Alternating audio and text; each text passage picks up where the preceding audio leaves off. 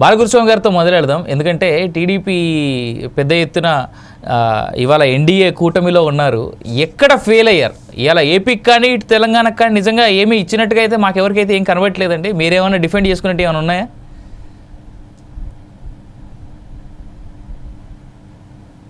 గురుస్వామి గారు. Thank you Avinash గారు. మీకు ప్యానెల్లో ఉన్న పెద్దలకు, ఫోర్ సైడ్ వీక్షకులకు అందరికి కూడా ముందుగా హృదయపూర్వక నమస్కారాలు తెలియజేస్తా ఉన్నాను. హెడ్ లైన్స్ ఒకసారి చెప్తారా sir? Simple question sir. 2 Telugu రాష్ట్రాలకి ఇవాళ వచ్చినటువంటి బడ్జెట్లో గుండు సున్నా అంతే. ఇది ఒక్కటే. ఈ పాయింట్ మీద మీరు చెప్పండి, మీరు ఏం డిఫెండ్ చేస్తారో చూద్దాం. గుండు సున్నా అని ఎందుకు అనుకుంటారు? ఎందుకనంటే తెలంగాణకి తక్కువ వచ్చి ఉండొచ్చు. వాళ్ళు రేవంత్ రెడ్డి గారు కూడా దాని మీద అనీజీగా ఉన్నారని చెప్పి వార్తల్లో చూడటం జరుగుతుంది. మనకి ఆంధ్రప్రదేశ్ కి వచ్చి విశాఖ ఉక్కు కావచ్చు, మనకి ప్రత్యేక హోదా దాని మీద అయితే ఏమీ మాట్లాడలేదు, ఇవ్వలేదు. అది ఆ ఒక విషయం పక్కన పెడితే మిగతా బడ్జెట్ లో మనకి విశాఖ ఉక్కు కావచ్చు, పోలవరం కావచ్చు, అమరావతి కావచ్చు, అన్నిటికి కూడా నిధులు ఇవ్వడం అనేది జరిగింది. గత బడ్జెట్ తో పోలిస్తే ఈసారి అంత స్థాయిలో రాలేదనే మాట అయితే వాస్తవం.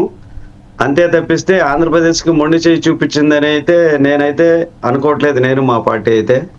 అందువల్ల ఎందుకనంటే అన్ని రాష్ట్రాలకు కూడా చూడాల్సిన బాధ్యత, చేయాల్సిన అవసరం ఉంది. దాంట్లో భాగంగానే ఎందుకనంటే గత వైసీపీ ప్రభుత్వంతో పోలిస్తే మేము ఈరోజు ఎన్డీఏ కూటమిలో ఉండి నారా చంద్రబాబు నాయుడు చాణక్యతతోటి లాస్ట్ బడ్జెట్లో గణనీయంగా మనం సాధించడం జరిగింది. అంత స్థాయిలో కాకపోయినా ఈసారి కూడా ఆంధ్రప్రదేశ్కి కూడా మంచి బడ్జెట్ వచ్చిందని చెప్పి నేను తెలియజేస్తా ఉన్నాను మీకు. సార్ నేను కొన్ని పాయింట్స్ చెప్తా. మీరు అన్నట్టుగా విశాఖ ఉక్కు సంగతి అయితే కనుక ఆల్రెడీ ఇంతకుముందే కేంద్రం అనౌన్స్ చేసింది బడ్జెట్ కంటే ముందే. ఇవాళ ఏపీకి వచ్చినటువంటి కేటాయింపులు నేను చెప్తా.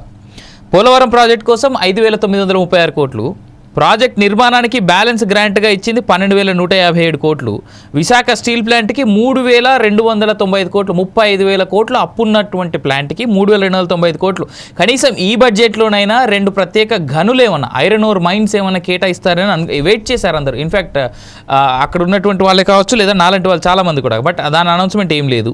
విశాఖ పోర్టుకు 730 కోట్లు, ఆరోగ్య వ్యవస్థల బలోపేతానికి 162 కోట్లు, జీరో బడ్జెట్ న్యాచురల్ ఫార్మింగ్కి 186 కోట్లు, లర్నింగ్ ట్రాన్స్ఫర్మేషన్ ఆపరేషన్ మద్దతుగా 375 కోట్లు, రాష్ట్రంలో రోడ్లు వంతెల నిర్మాణానికి 240 కోట్లు, AP irrigation livelihood improvement project 2వ దశకు 242.50 కోట్లు.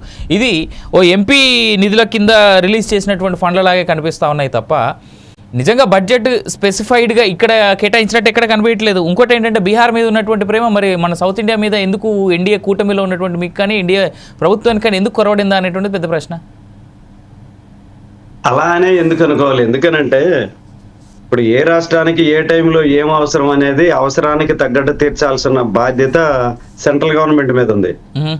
ఎవరికైనా కూడా ఆకలి వేసే వాళ్ళకి అన్నం పెడితే దానికి సార్థకత ఉంటుంది, దానికి ఫలితం కూడా ఉంటుంది. అందువల్ల బీహార్కి ఎందుకు ఎక్కువ ఇచ్చారు అని అంటే ఇప్పుడు అక్కడ అవసరం ఉన్నబట్టి అవసరాన్ని బట్టి కేటాయించడం జరిగింది. లాస్ట్ టైం మనకి ఆంధ్రప్రదేశ్కి ఎక్కువ కేటాయించారు కదా. అట్లా మనం కొన్ని రాష్ట్రాలకి ఎక్కువ, కొన్ని రాష్ట్రాలకు ఒక్కోసారి ఎక్కువ తక్కువ వస్తూ ఉంటాయి. కొన్ని రాష్ట్రాలకి తక్కువ అనేది ఇవ్వడం జరిగింది. మనం ఇంకా స్పెషల్ కేటాయింపుల్లో కావచ్చు, బడ్జెట్లో కావచ్చు, ఇంకా కూడా చంద్రబాబు నాయుడు సెంట్రల్ గవర్నమెంట్ నుంచి తెచ్చే అవకాశం అయితే ఉంది. ఈ రోజుకి ఇప్పుడు ప్రవేశపెట్టిన బడ్జెట్లు అయితే మాక్సిమం మనకి అనుకూలంగా వచ్చిందని నేనైతే తెలియజేస్తా ఉన్నాను. రైట్. గురుస్వామి గారు చాలా డిఫెండ్ చేసుకోలేక చేస్తా ఉన్నారు, నాకు అర్థమైంది. రైట్. నేను ఒకసారి